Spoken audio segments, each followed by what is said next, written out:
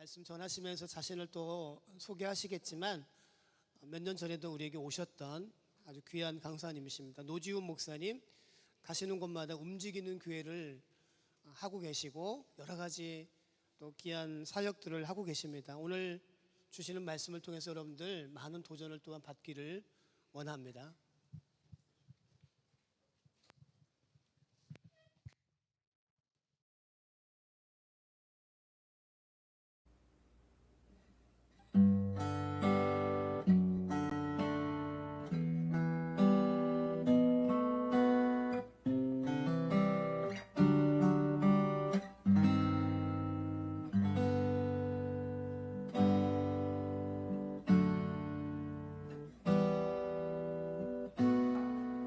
MBS 가요대 제작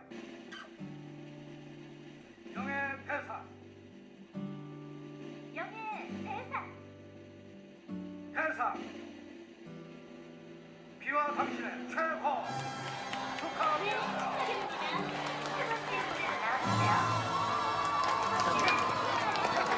우리 돈이 나간다.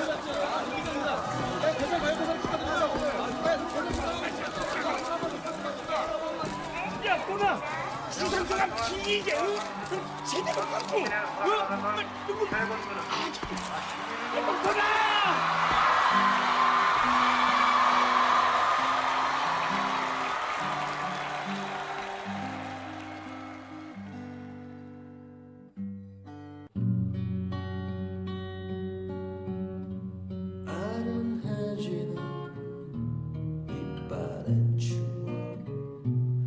얼마나 사무친 건지 미운 당신을 아직도 나는 그리워하나 이젠 괜찮은데 사랑 따윈 접어뒀는데 바보 같은 날 눈물이 나가 다시는 야, 너 노래하기 전에 술 좀 마시지 마라 그래. 아니면 노래가 안 된다는데. 여고생 때 최군 오빠 참 좋아했었는데. 나한테도 오빠라고 불러봐. 맘을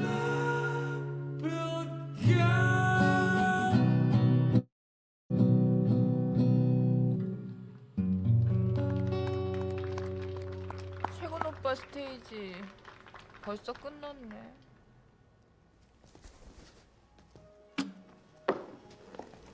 재원 씨, 노래 한국만도 안 될까? 내 여자친구가 최근에 열렬한 팬인데. 자, 아이, 최근이 비싼데. 좋았어, 하나 더, 자, 하나 더. 아이, 네 마누라 저 자식아 뭐 이 새끼야? 이 새끼 이거 또라이 아니야? 야!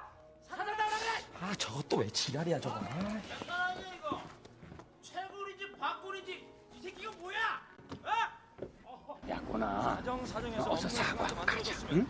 너 손님들 분명 맡을 수 있잖아. 벌써 이게 몇 번째야? 한두 번도 안 꼬나 임마. 돈 다 땡겨 쓰고 그 한 20일만 참으면 되잖아.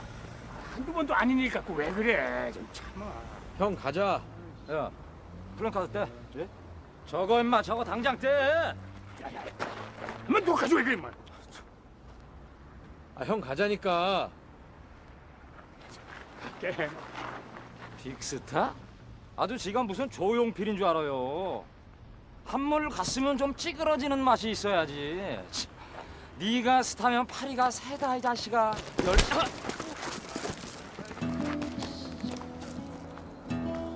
이름 최권.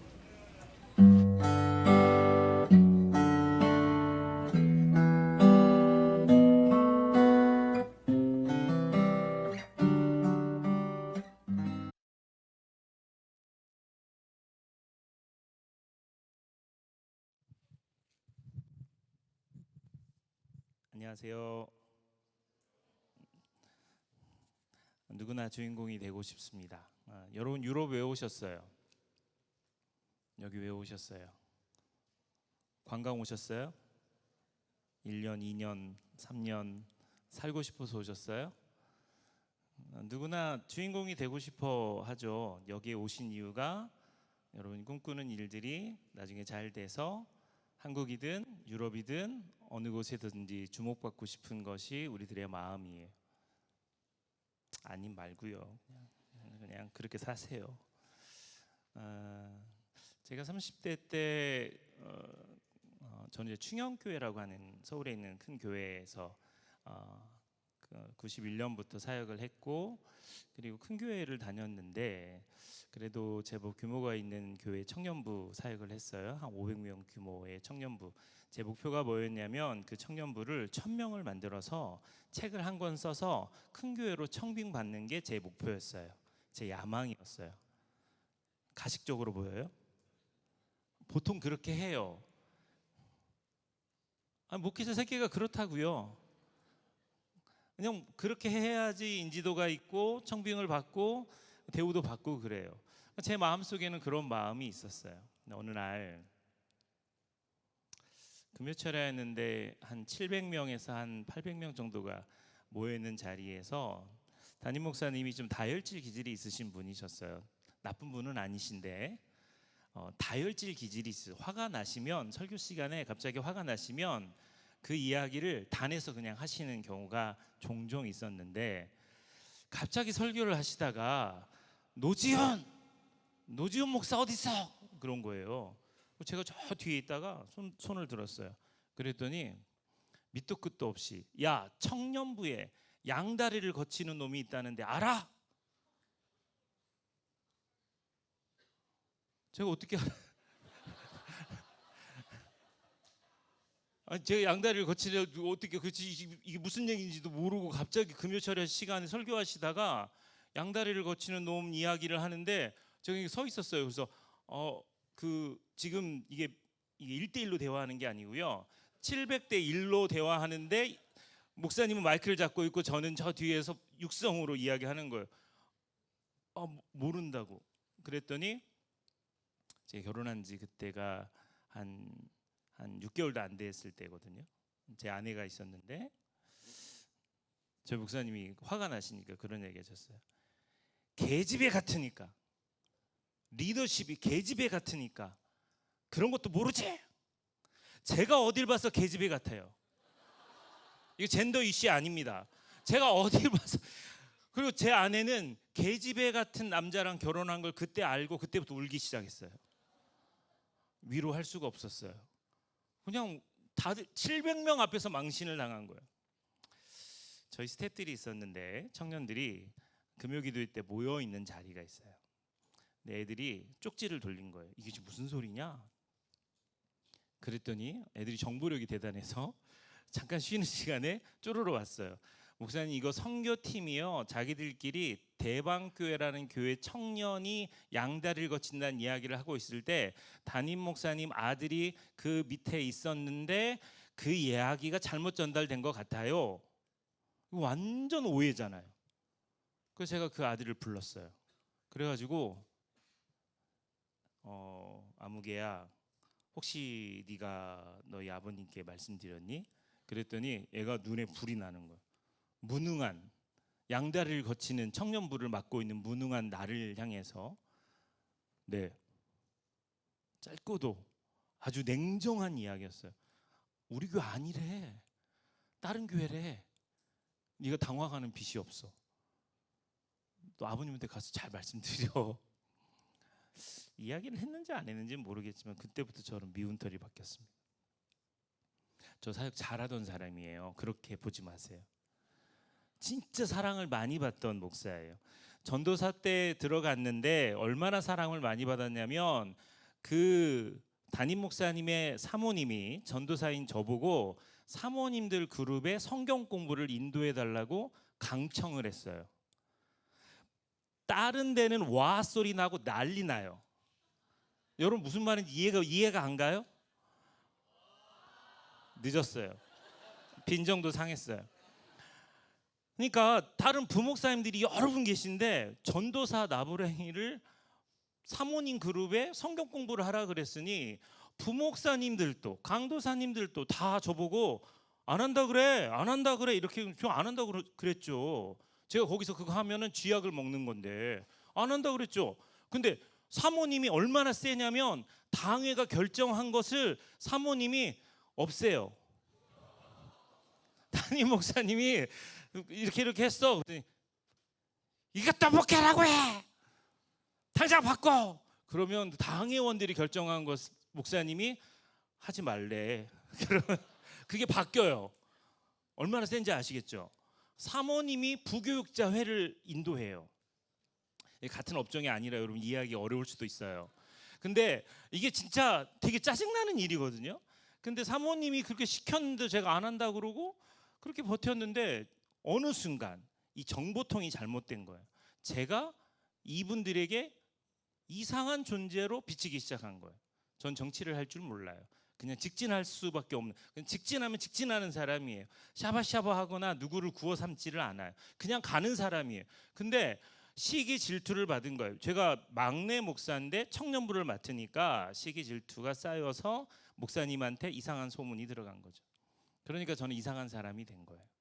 그리고는 목사님이 참다가 아들이 하는 이야기를 듣고 그 앞에서 저를 이렇게 세우고 혼을 낸 거예요. 아니라고 이야기했지만 저는 아직까지 사과를 듣지 못했어요. 그 교회 사람들은 제가 아직도 기집애인 줄 알아요. 저는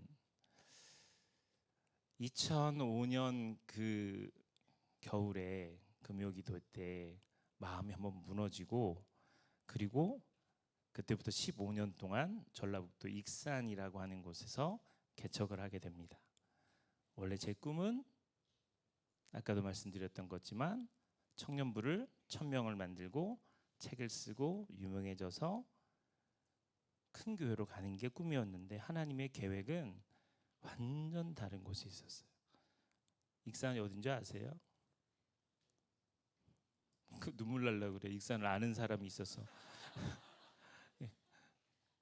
이리는 아세요? 이리? 더 눈물 나려고 그래요. 이리를 아는 사람, 옛날 사람들이.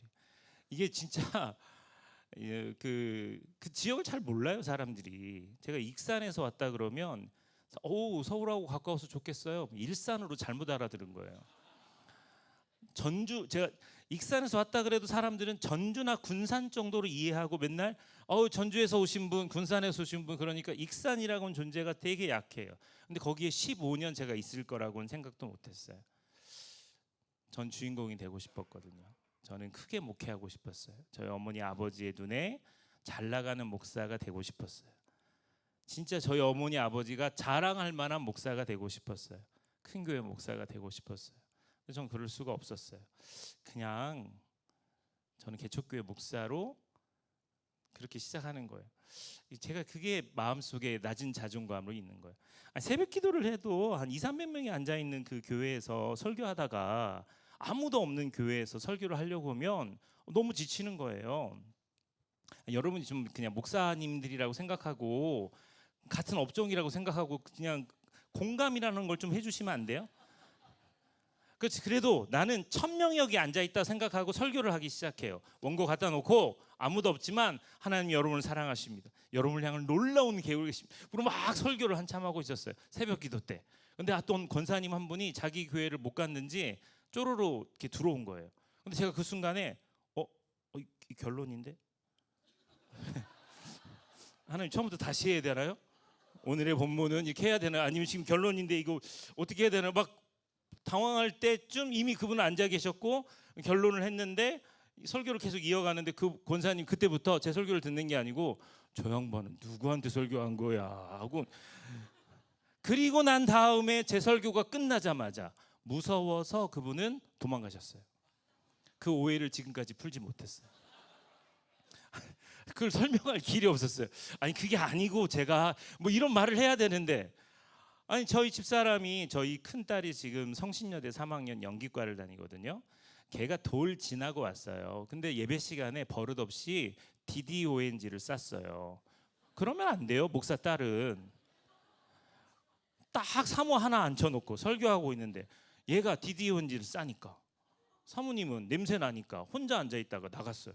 여러분 이럴 때 설교를 계속 이어가야 되나요? 멈춰야 되나요? 하나님의 말씀은 선포인데 대상이 없어. 대상이 전할 사람이 없어. 계속 해야 돼요? 말아야 돼요? 미친 사람들이 아니 하나님의 말씀을 누구한테 전해? 예배당에 전해? 예배당에? 여러분 다 나간 다음에 저 혼자 설교해요? 그러니까 여러분 공감 능력이 떨어지는 거예요. 유럽이. 어쨌든 저는 담임 목사의 아들의 실수로 청년부에서 중등부로 내려오게 돼요. 중등부 내려왔는데요. 이 180명 되던 아이들이 3개월 만에 250명이 됐어요. 잘난 척하는 거예요. 잘난 척. 네. 박수는 치지 마요. 기분 나쁠 수 있어요. 250명이 됐어요. 그럼 잘했잖아요. 몰라요? 아니 180명이 250명이 됐어요. 3개월 만에. 잘했잖아요. 근데 그 모든 게 다 미운털이 박히니까 그냥 그게 다 나쁜 거예요. 너무 아팠어요. 그래서 여기 이 교회에 있기가 힘들 정도로 눈치를 주기 시작한 거예요. 그래서 제가 나왔어요. 그 교회를 쫓겨났어요. 갈 데가 없었어요. 그러다가 익산을 가게 된 거예요. 오늘 이 라디오스타의 최곤이라고 하는 박중훈 씨죠. 88년대 가수왕을 탔어요. 88년도. 88년생 다 여기 그런 사람 없죠? 저 뒤에 저기 강사님들 손을 왜 안 들어요? 그 88년 그때쯤 사셨던 분들, 올림픽 보신 분들, 네 연세 드신 분들. 여러분은 그런 시절이 아니지만 옛날에도 가수들이 그렇게 인기 있을 때가 있었어요. 제가 롯데월드를 갔는데 박남정이라고 하는 유명한 가수가 있어요. 알아요? 와, 너 놀랍다. 그 딸이 있잖아요. 누구죠? 시은이. 그 롯데월드 제가 한참 지났는데 롯데월드에 갔는데 박남정 씨하고 시은이가 그 롯데월드에서 저희 바로 앞줄에 있었어요. 옛날에는 리액션 금지 구역. 그 옛날에는 이분들을 만날 수가 없는데 세월이 한참 지나 30년이 지나니까 제 앞에 있는 거예요. 박남정 씨가 알아보는 사람 별로 없어요. 아주 유명한 가수예요. 근데 그 앞에서 친근하게 대화를 하는 이게 30년 지나니까 이 사람이 88년도에는 최고의 가수 대상이었는데 지금은 미사리에서 통기타를 치고 있는 거예요. 술 안 먹으면 노래가 안 나와. 가수인데 연습을 안 해. 그러니까 그냥 부르는 거예요. 그러니까 와가지고는 돈 얼마 줄 테니까 해 이렇게 하는 사람 얼마나 꼴보기 싫겠어. 가오는 다 잡고 있는데 자기를 알아주는 사람이 없어요. 그러니까 툭하면 때리는 거예요. 툭하면 싸우는 거예요. 주변에 있는 사람들이 다 떠났어요. 근데 딱 한 사람 남아있어요. 박민수. 안성기 씨가 매니저인데 박민수가 남아있어요. 언더그라운드에서 그냥 무명으로 있던 이 사람을 발굴하고 최고의 스타까지 만든 최고의 매니저예요. 항상 스타처럼 떠올렸어요. 자기보다 항상 밑에 동생이지만 담배 하나 피려고 그러면 라이터 꺼내주고 비 오면 우산 받쳐주고 뭐 쓰레기 다 빨래 다 해주고 정말 최고의 가수일 때부터 이게 지금 추락해가지고는 날개가 없을 때에도 그냥 매니저 박민수는 가수 최곤을 최고로 아는 겁니다. 너무 귀한 사람인 거죠. 그런데 때렸잖아요. 경찰서 갔잖아요. 보석금이 없잖아요. 그래서 보석금을 구하려고 하다 보니 강원도 영월에 있는 정선 옆에 있습니다. 거기에 방송국이 있는데 DJ를 하면 그러면 보석금을 해결해 주겠다 해서 꼬셔가지고 거기를 간 거예요. 근데도 태도가 바뀌지가 않죠. 자기는 여전히 가수 왕인데 난 잘 나가는 사람인데 나는 최곤인데 내가 여기 와가지고 지방에 있는 영월 사람들이 듣는 라디오를 하라고 마음에 들지가 않는 거예요. 그러니까 삐딱하게 가는 겁니다. 담배 피죠. 커피 시키죠. 그리고 아무나 들어와서 마이크 잡고 말하라 그러죠.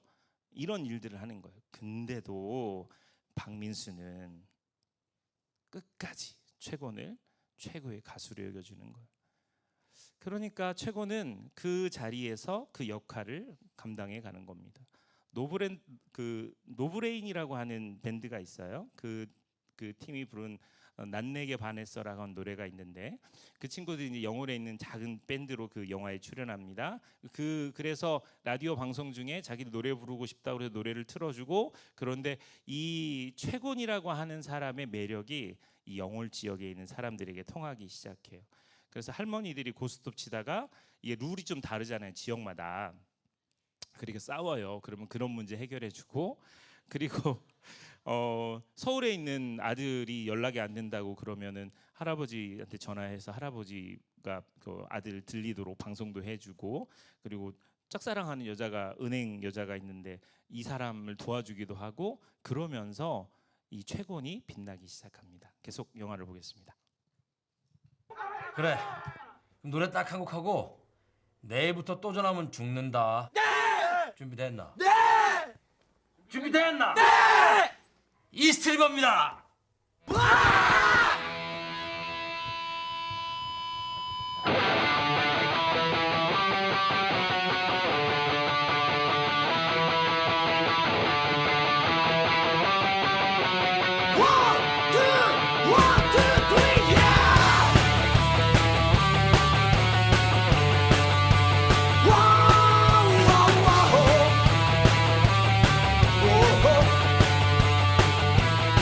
넌 내게 반했어 화려한 조명 속에 빛나고 있는 넌 내게 반했어 웃지 말고 대답해봐 넌 내게 반했어 뜨거운 토요일 밤의 열기 속에 넌 내게 반했어 막판슬 없어요 할머니. 그지?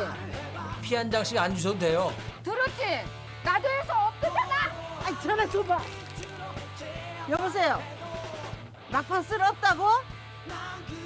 아니 왜 없어? 그럼요. 이 고스톱 전문가 박사님이 계시거든요. 연결을 시켜드릴게요. 네, 박민수 박사님 안으로 모시겠습니다. 이분이 고스톱 하면은 뭐 자다가도 밥보다도 더 좋아하시는 그런 박사님이시죠. 저기 그러면 어떡하냐.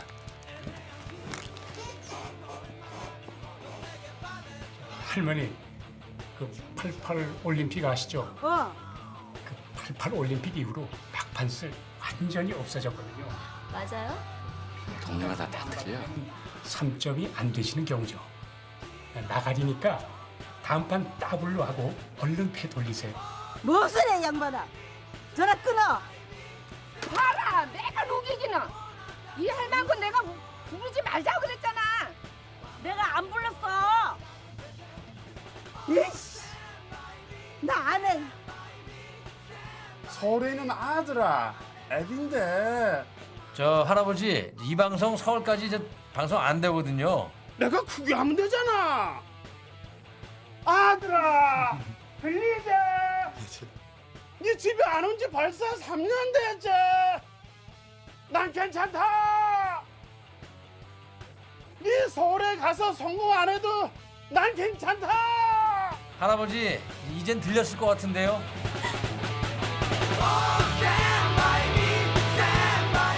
이분은 영월의 바보라고 본인을 소개했어요.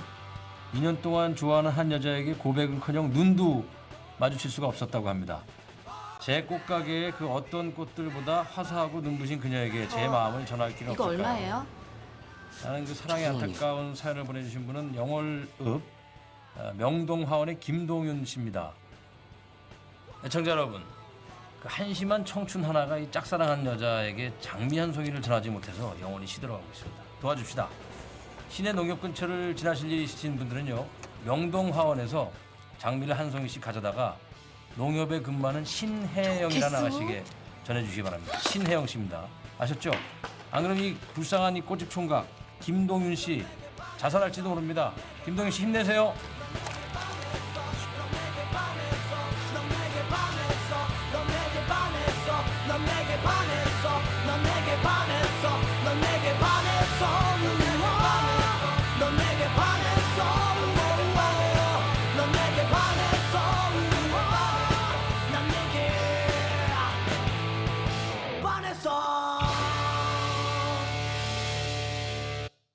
저는 연예인 연예인 사역을 합니다. 2014년도에 레이디스 코드라고 하는 친구들이 있어요. 권리세, 고은비 두 자매가 불의의 사고를 당하고 사망하게 됩니다. 그 두 친구는 MNJ라고 하는 미제이라고 하는 단체에 소속되어 있는 크리스찬이에요. 5명의 멤버 중에 2명의 친구가 예수를 믿는데 그 두 친구만 하나님이 데려가셨어요. 그런데 이 두 친구가 미제이라는 단체에서 공연을 잠실에서 할 때 제가 이 두 친구가 3명의 불신 친구를 설득을 해서 공연을 했던 걸 본 적이 있거든요. 2014년도에 익산에서 목회를 하던 저에게 이 사고는 하나님의 부르심이었어요. 그래서 그날 새벽에 사고 소식을 손종원 목사님이라고 하는 MNJ를, 그러니까 연예인 사역 중에 옛날에 동방신기, 손담비, 뭐 별자두, 그 개그 콘서트 팀들이 참여하는 아주 오래된, 지금은 이성미 집사님께서 하시는 오누리교회에서 연합 모임이 더 유명하긴 한데 옛날에 그 무명으로 있던 그 모임을 이제 제가 찾아가게 된 거죠. 그리고 그들을 섬기라고 하는 하나님의 사인이었다고 생각하고 그분들을 만나게 됩니다. 근데 그 손종원 목사님이 오랫동안 제가 오기를 기도하셨대요. 그래서 이건 하나님의 사인이다 해서 제가 매주 화요일마다 서울에 올라가서 송정미 사모님 남편 되신 곽수강 목사님, 여기 한번 코스타 오신 적 있으시죠? 곽수강 목사님의 압구정동에 있는 청년부 교회에서 예배 인도를 했습니다. 그리고 그들과 예배 인도를 하고, 걔네들은 다 올빼미들이거든요. 예술을 하는 친구들이라 밤에 활동해요. 낮 2시 정도에 깨서 밤에 활동을 해요. 전 새벽 기도를 인도하는 목사예요. 패턴이 안 맞죠. 근데 화요일 날은 아이들하고 와서 설교하고 집회하고, 걔들이 저에게 세상을 경험시켜 주겠다고, 놀라운 경험이었어요. 홍대 클럽 같은 데를 데려가지고 못 들어갔어요. 이미 이 얼굴에서 못 들어가요. 네, 들어갈 수가 없는 조건이라고. 근데 와, 새벽 2시에요. 홍대 클럽에 카페에 들어갔더니 그 모든 그 클럽에서 놀던 애들이 술 먹고요. 그 바닥에 누워서 자고 있는 거예요. 고개 숙인 애들 뭐야? 갔어 벌써. 간 사람들은 알아요. 제가 아는 목사님이 좀 이렇게 그런 거 좋아하는 분 계시거든요. 그분이 자기도 그 클럽 가보고 싶다고 해서 클럽을 간 거예요. 그분은 춤추는 목사예요. 클럽을 갔어요. 갔다 왔는데 그 찬양인도 하면서 이제 막 기타 치고 찬양하는데 날라리 청년 몇 명이 목사님 저 홍대 어디 클럽 갔다 왔죠? 아니 갔다 왔죠? 아니 에이 갔다 왔으면서 어떻게 알았어? 그랬더니 손등에 찍혀 있어요. 기타 치고 있는데 여기 경험한 자만 아는. 어쨌든 저는 못 들어갔어요. 어쨌든 양복 입고 갔거든요. 그런데 아무튼 홍대는 좀 젊은 애들이 가잖아요. 그러니까 저는 못 들어가요. 그러니까 애들이 카페에서 밤새 세상 이야기를 들려주는 아주 재밌는 경험을 2014년도부터 쭉 했어요. 그런데 이제 걔네들하고 같이 있으면서 참 행복했어요. 진짜 너무 행복했어요. 왜냐면 진짜 교회 같았거든요. 여러분, 제가 걔들하고 같이 있으면 오징어가 되는 수모가 있지만, 굉장히 잘 나가는 친구들이지만 그냥 그 친구들하고 같이 있는 것 자체가 좋았어요. 설교하고 있으면 막 질문하고 리액션 풀어줄게요. 너무 위축되지 마요.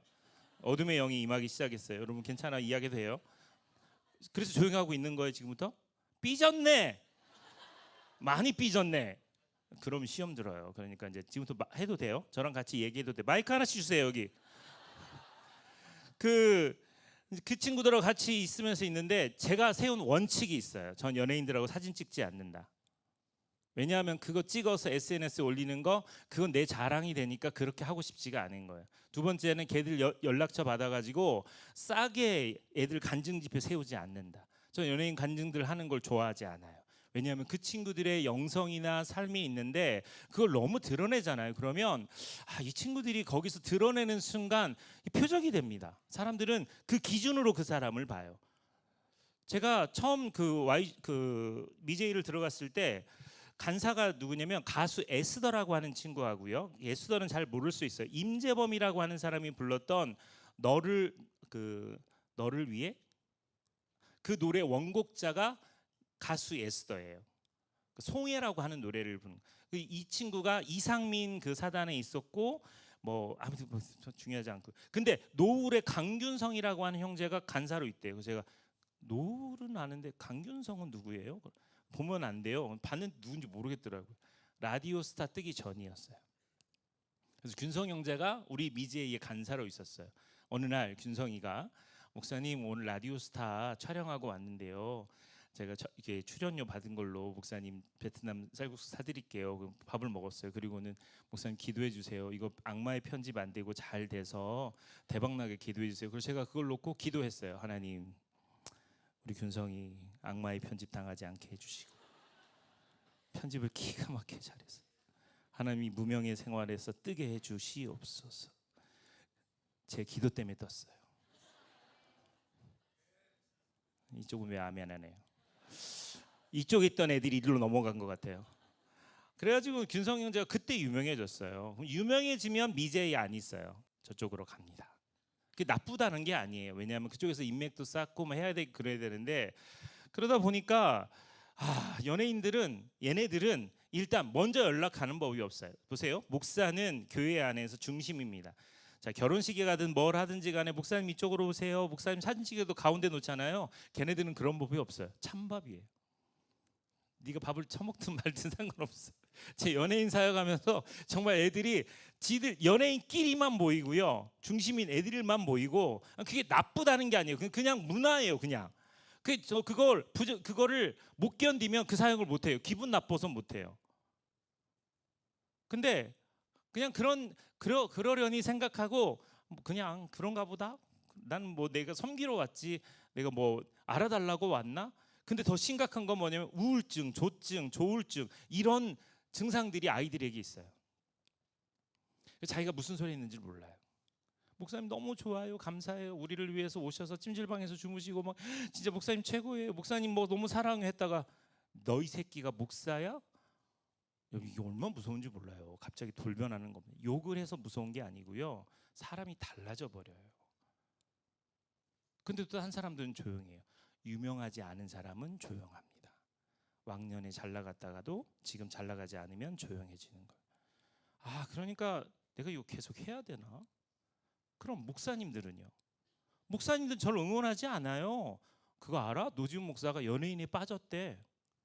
나는 그게 나름대로 소명이라고 생각하고 그 사역을 하려고 화요일에 올라와서 찜질방에서 잠을 자고 그리고 내려가는데 그것을 몇 년 동안 했는데 아무도 알아주는 것 같지도 않아요. 우리 교회는요. 우리 교회도 목사님 언제까지 그렇게 하실 거예요? 그러는 거예요.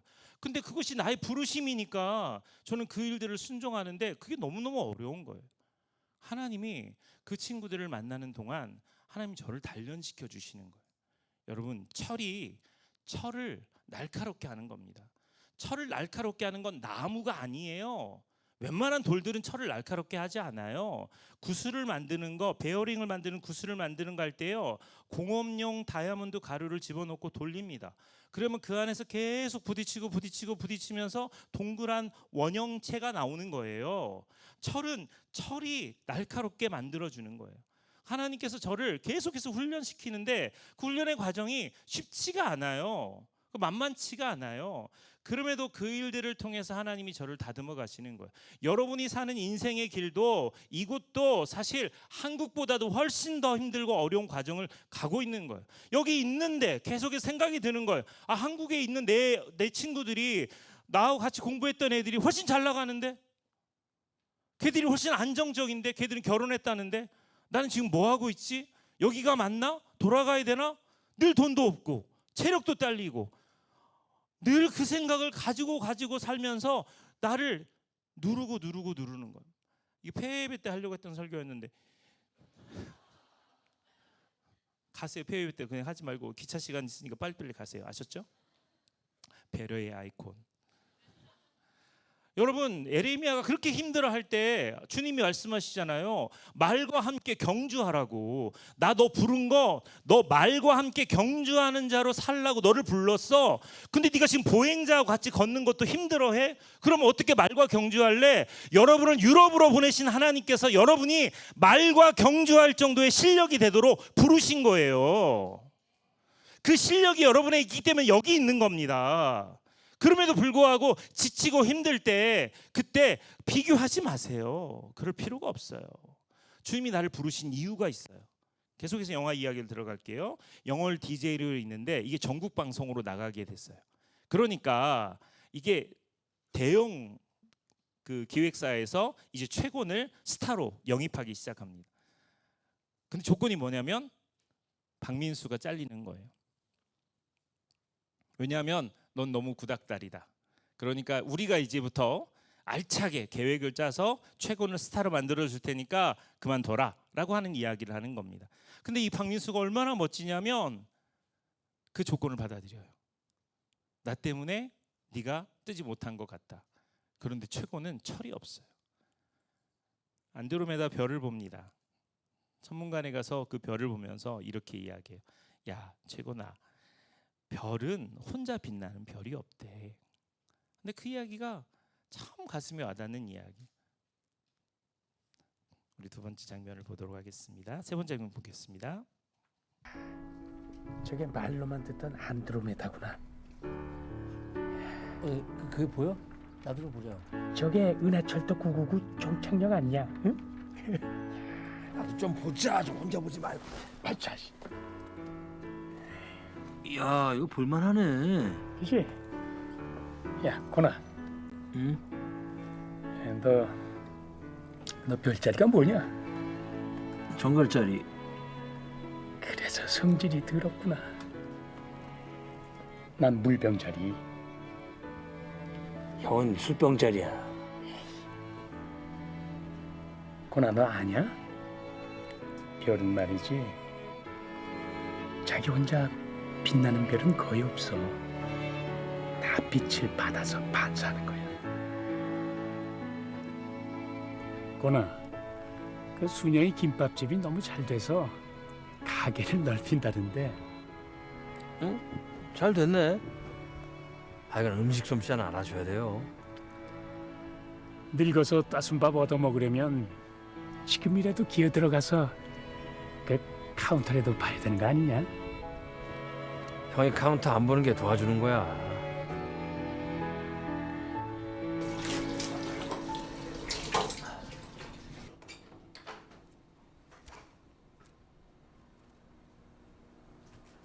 뭐야? 어디가? 고나, 나 서울 간다. 어디 간다고? 서울 간다니까. 서울은 왜? 이제 네 앞길 네가 알아서 해.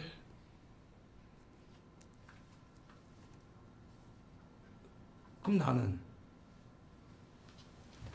잠깐 여기 좀 하자. 어디가?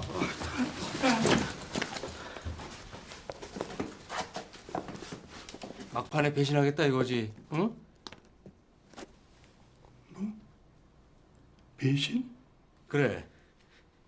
가서 마누라한테 따진 밥 얻어먹으면서 자기만 잘 먹고 잘 살겠다 이거 아니야? 자식이 그게 나한테 할 소리야? 내 말 틀렸어? 응? 나 잘 나갈 때 형 가오 잡은 거 말고 한 게 뭐가 있어? 그리고 이 자식 간다고? 그래, 이 자식아. 근데 이제 그 가오가 안 서잖아. 그래서 가려고. 그게 뭐 잘못됐냐? 시골 방송국 DJ 가오 주는 거 뻔히 알면서 여기까지 끌고 온 게 누구야? 어? 안 왔으면 영창에 있으면 가오 서고? 가오 같은 소리 하고 있네. 내 인생이만 누구 때문에 조졌는데? 그럼 내 인생은? 형이 나한테 준 게 뭐가 있어? 어? 그러니까 간다는 거 아니야, 이봐. 가! 빨리 가! 가!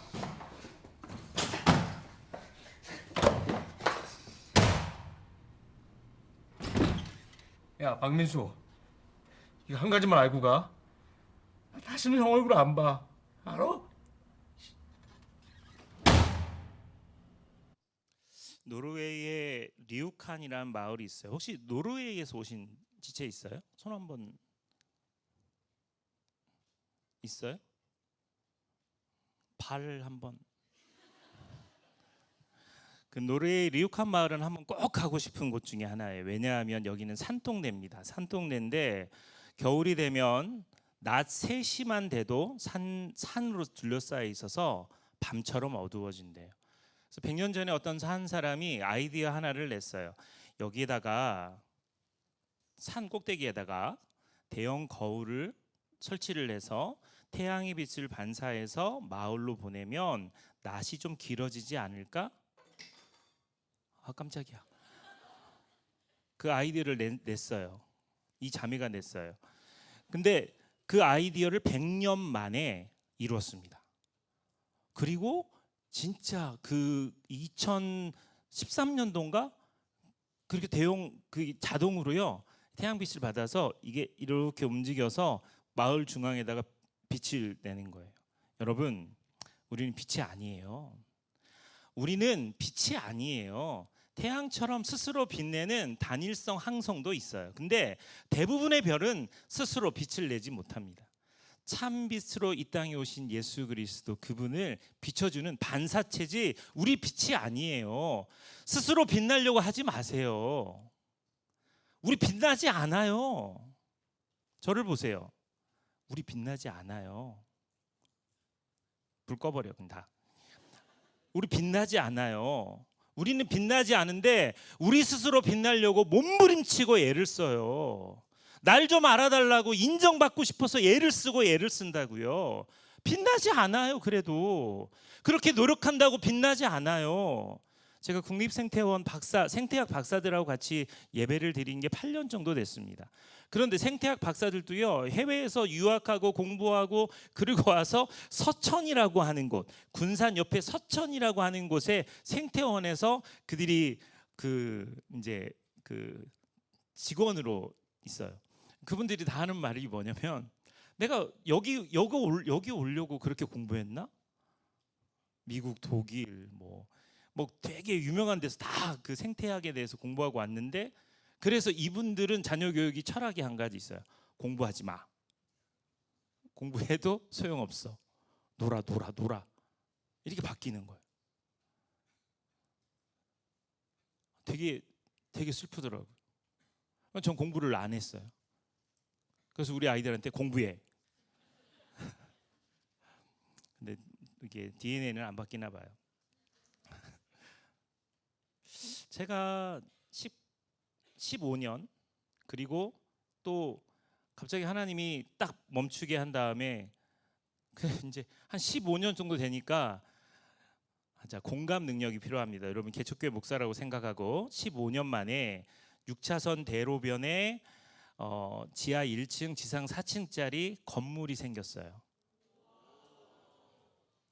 이건 좀 진심이 느껴져요. 건물에는 진심이네. 이거 목회하고 상관없어요. 여러분 이제 건물에 진심이어서 지금 뭐 한 거예요. 건물이 생겼어요.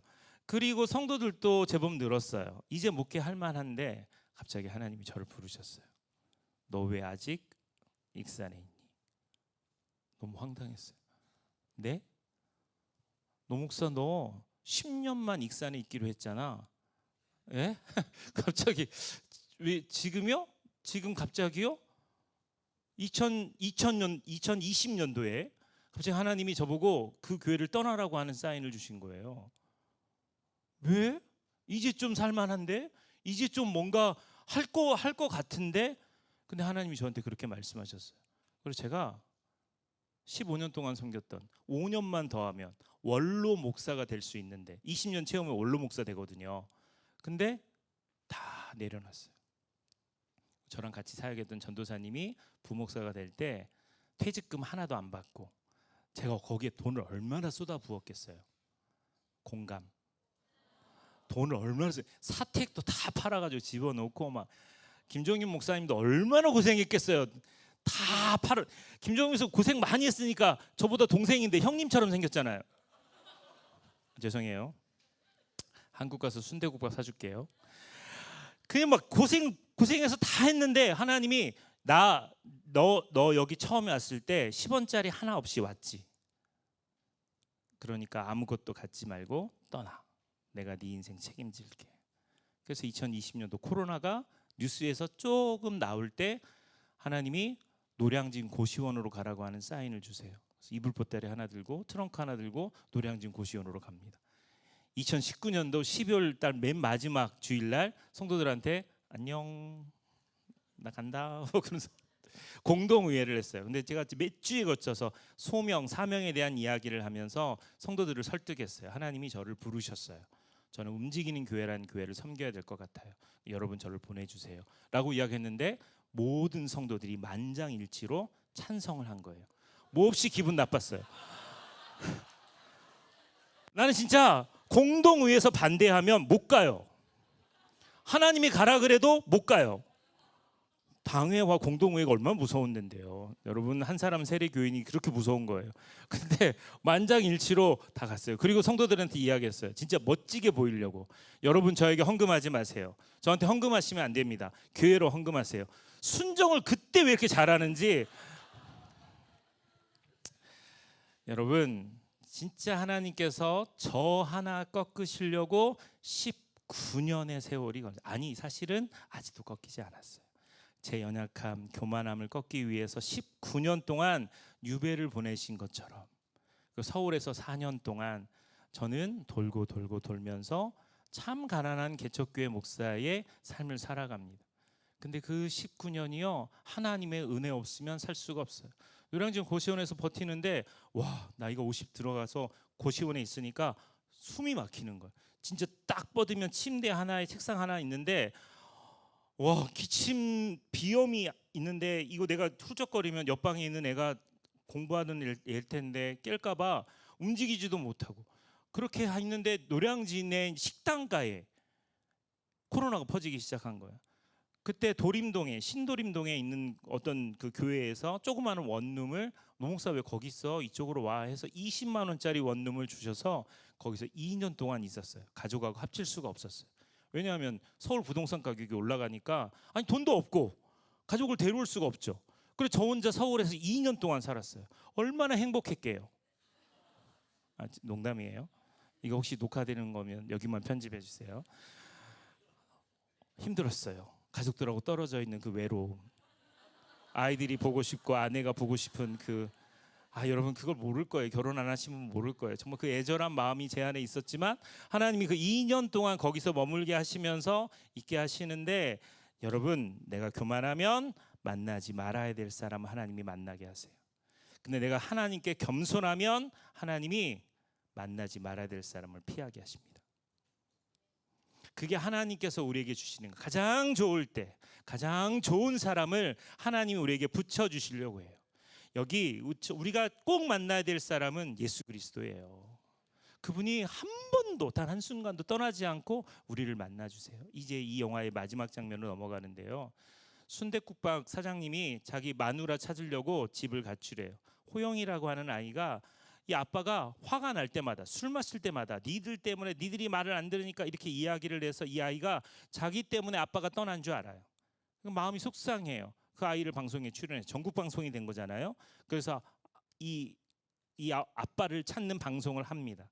그리고 최곤이 박민수를 찾는 이야기를 해요. 이 장면을 보도록 하겠습니다. 내 인생의 준비됐지? 당신뿐입니다. 네. 당신의 향기를 사랑합니다. 맥시. 큐. 시작. 아빠 저 호영인데요. 아빠 이제 들어오시면 안 돼요?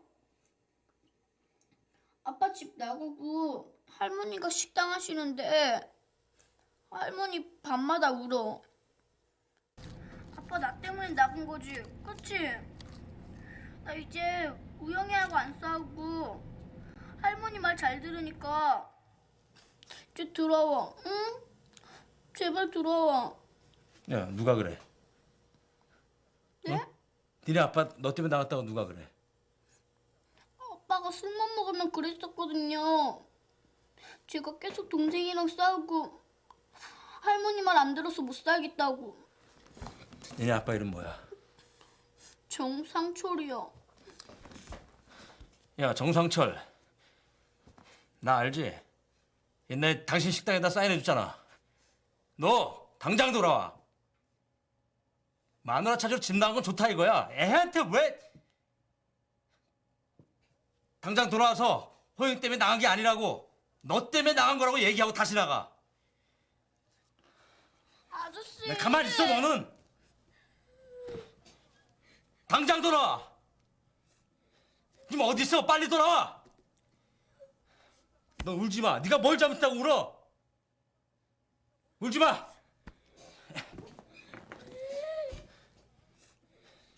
지금 애가 울잖아. 당신 지금 어디 있어? 빨리 돌아와 이 나쁜 자식아.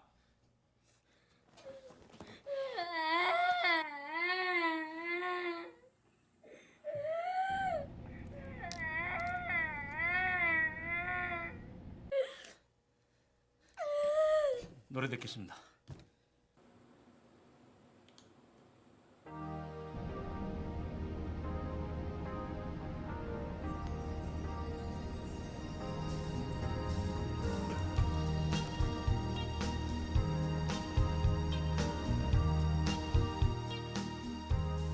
저도 사람 한 명 찾겠습니다.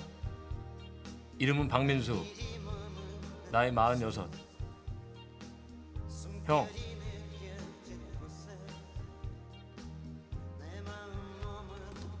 민수 형. 돌아와 이씨.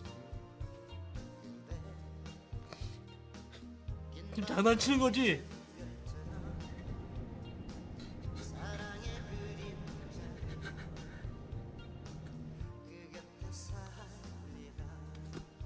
나 그냥 언덕으로 앉아서 친구들하고 밴드 잘하고 있는데 형이 꼬신 거잖아. 나 조용필 만들어준다면서.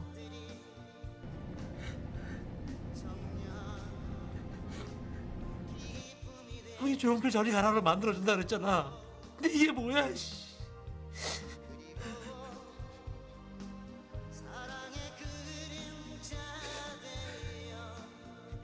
천문대에서 별 볼 때 형이 그랬지.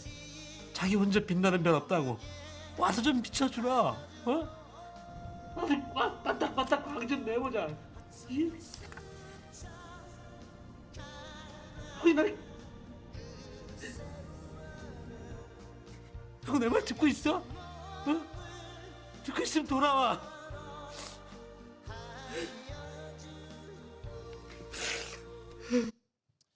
누가복음 15장에 보면 잃은 양 이야기가 나옵니다. 양 한 마리를 잃어버렸어요. 근데 그 양 한 마리를 찾는 배경 속에 목자가 99마리를 두고 한 마리 양을 찾기 위해 찾도록 찾아다닌다는 표현이 있어요. 왜 찾아야 돼요? 그 양을 왜 찾아야 돼요? 그 양 한 마리를 왜 찾아야 돼요? 내 거니까? 소중하니까? 너무 사랑하니까? 잃어버리면 혼나니까? 여러 가지 의견이 있어요. 근데 여러분 정말 중요한 것은 이 양을 왜 찾아야 되냐면 이 양을 안 찾으면 이 양은 죽어요. 이 양은 목자를 못 찾으면 그 순간 죽어요. 양은 사람에게 의지해서 살 수밖에 없는 몇 안 되는 동물입니다. 시력이 제로예요. 거의 보이지 않아요. 자기가 사자 앞에 갔는지 맹수 앞에 갔는지를 몰라요. 여러분 양이요 콧물을 많이 흘린대요. 목자는 항상 수건 같은 걸 두르고 있어요. 그래서 콧물을 닦아줘요. 더러. 닦아줘요. 그러면서 양 한 마리 한 마리, 목자 한 명이 100명의 양을 맡거든요. 목자는 약 한 마리 한 마리의 이름을 알아요. 그놈이 그놈 같고 그놈이 그놈 같지만 다 이름을 알아요. 성경에 보면 양은 목자의 음성을 듣고 있잖아요. 이스라엘 선교사님 한 분이 그러더라고요. 목자가 3명 있어. 그런데 양이 300마리야. 우리 안에 집어넣었어. 그리고는 우리 안에 들어가 있어. 그런데 아침에 어떻게 자기 양만 빼낼까? 저한테 질문했어요. 그러면 어떤 마크가 있나? 붙였나? 아니면 그 양 거기 들어갈 때 그 100마리씩 구별해 놓나? 그렇지 않다는 거예요. 그냥 목자가 거기 들어가서 앞에서 노래를 부른대요. 그럼 100마리 양이 딱 나온대요. 다시 할게요. 여러분 놀라지 않아서 다시 할게요. 얘네들은 왜 놀라지 않았을까? 이게 놀라운 이야기인데 다 아는 얘기라서 그래요? 아, 네. 리액션 금지. 다시 리액션 금지. 아, 내가 어디서? 여러분 이게 되게 중요한 거예요. 목자는 아는 거예요. 그러니까 양이 살 수 있는 유일한 방법은 목자를 찾는 거예요. 목자의 음성을 돌아가는 거예요. 양은 한 마리가 누워 있으면 또 다른 양이 위에 올라가요. 또 올라가요. 또 올라가요. 올라가요. 그러니까 목자가 옆에 있다가 양의 신음소리를 들으면 가서 보면 과간이 아니에요. 이게 무슨 수학여행 온 양들도 아니고 샌드위치가 돼서 쪼개고, 야 니들도 이러고 자니 하고 한 마리 꺼내고 한 마리 꺼내고 한 마리 꺼내서 그 양 한 마리를 아이고 괜찮아 하고 하는데 그 양을 잃어버린 거예요. 그 양이 없는 순간 목자의 눈에는 정말 미쳐버리는 거죠. 얘 지금 어디 갔지? 그리고는 방향도 어딘지 몰라요. 어디로 간지도 몰라요. 그런데 유일하게 이 양을 찾을 수 있는 방법은 목소리로 그 양을 부르는 것밖에 없는 거예요. 그러니까 소리 지르는 거예요. 어디가? 어디가? 찬양팀이에요. 찬양팀. 여러분 놀라지 마세요. 신천지나 이런 거 아니고요. 찬양팀이에요. 그러니까 이 양을 찾고 찾는데 그 양이 살 수 있는 유일한 방법이 목자의 음성이에요. 그 음성이 들리는 순간 이 양은 자기가 낼 수 있는 최고의 소리를 내서 부르는 겁니다. 그런 누가복음 15장에 등장하는 이야기 중에 아들 이야기 있잖아요. 탕자 이야기. 우리가 너무나 잘 아는, 돼지죽도 못 먹어서 돌아오면서 연습하는 말이 있어요. 내가 하늘과 아버지께 죄를 범했습니다. 더 이상 아버지의 아들이라 일컬음을 받을 수 없어요. 라고 내가 아버지의 종으로 살게요. 라고 연습하고 돌아봐요. 근데 돌아오자마자 아버지가 끌어안고 입 맞추고 가락지 빼주고 신발 신겨주고 옷 입혀주고 하는 순간 연습했던 말 중에 한마디를 빼버려요. 하늘과 아버지께 죄를 범했습니다. 아버지의 아들이라 일컬어 받을 수 없습니다 하고는 종으로 살게 해주세요라는 종 말을 빼버려요. 왜냐하면 아버지가 지금 나를 내 수준을 보는 게 아니라 내 신분 그대로 받아주시는 거예요. 나 그냥 아들이네. 내가 지금 아버지 재산을 다 써버렸는데도 나를 그냥 아들로 받아주시네. 나 완전 날라리인데. 나 아버지가 나가면 두들겨 팰 줄 알았는데 나 그냥 이렇게 받아주신다고? 이렇게 용서하신다고? 여러분, 그런 아버지는 세상에 없어요. 예수님 말씀하셨던 누가복음 15장의 아버지는 없어요. 여러분, 그 아버지가 없다라는 증거는 신명기 21장에 보면 말씀이, 율법이 그렇게 돼 있어요. 누구든지 아버지 어머니에게 누를 끼치거나 술을 처먹거나 그래 아버지 어머니에 반항하는 사람이 있거든 동네 사람들이 돌을 들어서 다 짱돌로 찍어서 죽여도 그 죄가 아니다. 그러니까 아버지는 아들이 떠났던 그 동네 끝에서 이 아들을 기다릴 수밖에 없는 거예요. 왜냐하면 동네 사람 누구든지 먼저 이 아들을 보면 아들은 죽어요. 아들은 죽으니까 그 아버지는 마을 사람들 누구든지 발견하기 전에 자기 아들을 찾아야 되는 사명이 있는 거예요. 왜 잔치를 왜 벌이는데요? 마을 사람들 다 모아놓고 내가 얘 용서했어. 내가 얘 용서한 거야. 얘는 내 아들이야. 그때 그 문제 다 해결됐어. 내가 용서했어. 이것을 이야기하고 있는 거라고요. 그런 아버지는 이 땅에 없어요. 예수님 말씀하셨던 그 아버지는 유대인들의 개념에는 돌로 쳐 죽일 놈인데 왜 용서하지? 이해가 안 가는 거예요. 여러분, 우리 하나님 아버지가 우리를 그렇게 사랑하시는 거예요. 박민수가 이 최곤이라고 하는 버릇없고 그리고 가오만 잡고 있는 이 사람을 끝까지 스타로 여기는 것처럼 여러분, 그것과 비교할 수 없을 정도로 우리를 주님은 끝까지 스타로 모신다고요. 나를 끝까지 사랑하시고 나를 끝까지 책임져 주시고 나를 위해 십자가를 지시기까지 사랑하시는 거예요. 세례 요한은 그래서 알았어요. 구름대같이 자기에게 사람들이 몰렸습니다. 자기에게 인기가 몰렸고 사람들이 자기를 좋아했어요. 근데 예수님이 등장하셨어요. 그때 보라, 하나님의 어린 양이라고 소개합니다. 그리고는 그는 흥하여야 했고 나는 쇠하여야 되라. 그리고는 자기에게 있던 모든 군중을 그쪽으로 돌려버립니다. 이게 우리들의 존재예요. 이게 우리가 해야 될 일이라는 거예요. 여러분, 최고의 매니저 되신 예수 그리스도가 우리와 함께 하시면, 우리가 그분을 쫓아가면, 우리가 그분을 제대로 만나면 우리의 길이 돌아가는 것처럼 보이고 우리의 길이 좁은 것처럼 보이고 우리가 학대를 당하고 매를 맞는 것처럼 보이고 우리의 인생이 끝나는 것처럼 보여도 끝나는 게 아니에요. 하나님이 우리를 끝까지 책임지십니다. 마지막 장면입니다. 2025년 1월 5일 고 안성기 씨는 하나님의 부르심을 받습니다. 그래서 저는 이 장면이 제가 좋아하던 배우, 여러분 반세기 국민 배우였어요. 스캔들 한 번 없었습니다. 권위의식 한 번도 없었어요. 주연을 100편이나 했지만 이분은 자기를 드러내지 않았어요. 정말 멋진 배우가 우리 곁을 떠났습니다. 그런데 오늘 이 영화에서 마지막 장면에 최건우를 찾아오는 이 장면처럼 예수님이 우리에게 찾아오시는 장면으로 여러분 보셨으면 좋겠습니다. 마지막 장면 보겠습니다.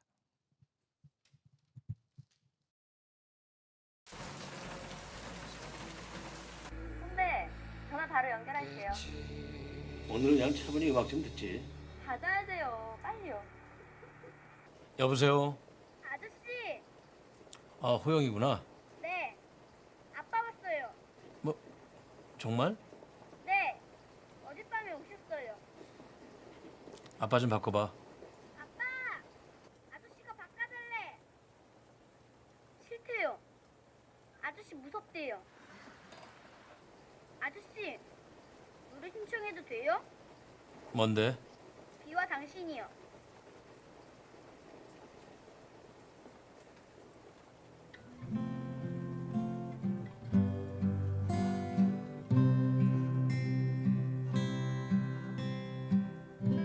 이젠 당신이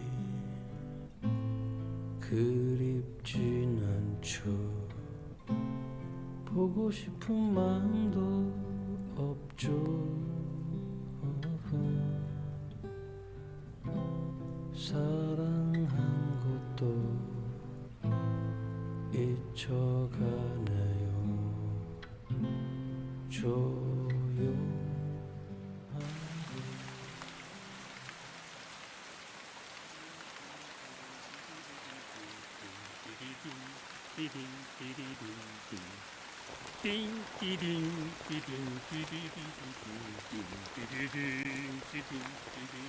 조용한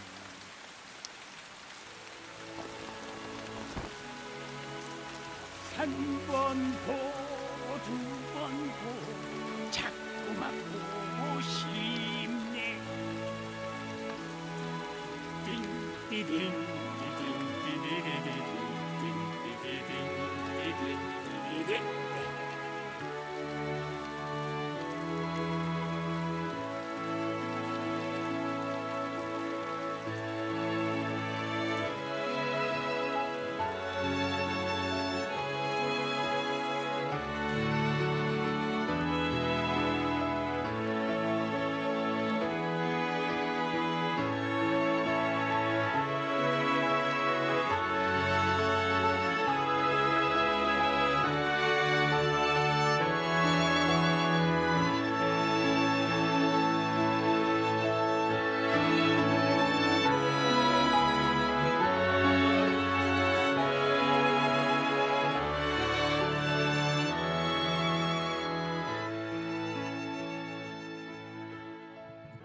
기도하겠습니다.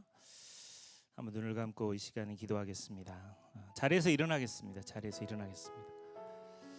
시간이 얼마 없지만 이 시간에 우리 같이 기도할 텐데요. 매드크라운이 죽지 마라고 하는 노래 랩을 이야기하면서 오늘은 죽지 마.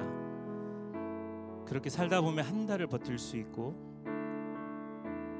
그렇게 살다 보면 1년을 버틸 수 있다고 이야기하는 이야기가 마음속에 많이 와닿았습니다. 우리는 빛나고 싶어 합니다. 우리는 더 빛나고 싶어 합니다. 빛나려고 노력하면 노력할수록 우리는 계속 무너집니다. 어두워집니다. 부모님들이 보내주시는 그리고 지지도 다른 사람들의 기대들도 시간이 지나면 지날수록 나에게는 부담이고 죄송한 마음이 따를 때가 많습니다. 몸은 체력은 받쳐주지 못하고 나를 더 힘들게 할 때도 많습니다. 여러분, 우리가 아무리 좋은 조건에 있다 할지라도 사실 우리 안에는 공허함이 있고 외로움이 있습니다. 낙심이 있고 상심이 있습니다. 내 인생의 최고의 매니저 되시는 성령 하나님께서 우리를 함께하지 아니하시면 우리가 감당할 수 없는 줄 압니다. 돕는 자로 우리에게 보혜사로 오셨는데 그분의 힘을 의지하지 않고 살아가면 우리는 무너질 수밖에 없습니다. 여러분, 이 시간에 우리가 딱 한 번 기도할 텐데요, 두 손 높이 들고 전심으로 기도할 때, 주님, 내가 빛나려고 노력하는 노력들을 내려놓겠습니다. 하나님 아버지, 내가 주님을 온전히 의지하며 나아가겠습니다. 하나님, 나를 만나주시고 하나님 코스타를 통해서 내가 주님을 온전하게 바라볼 수 있도록 인도하여 주시옵소서. 내 인생의 최고의 매니저 되신 하나님 아버지를 만날 때 어디로 가야 될지, 어떻게 살아야 될지, 어떤 일을 감당해야 될지 지혜를 주시고 능력을 더하여 주시옵소서. 우리 주여 한번 모아드리 기도하며 나아갑니다. 주여,